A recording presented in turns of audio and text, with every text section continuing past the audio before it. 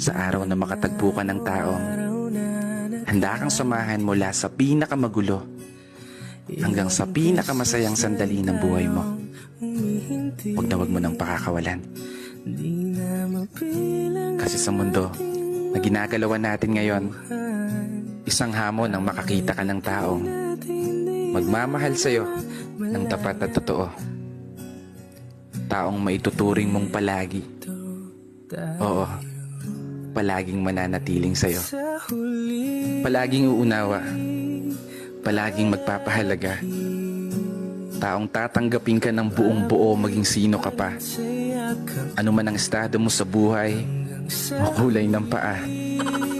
Taong hindi lang nakabase sa kung anong nakikita ng mga mata.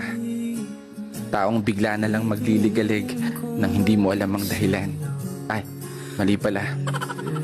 Taong makakasama mong mangarap at abutin ito ng sabay. Taong aalalay, lalo sa mga panahong natatakot kang tumulay.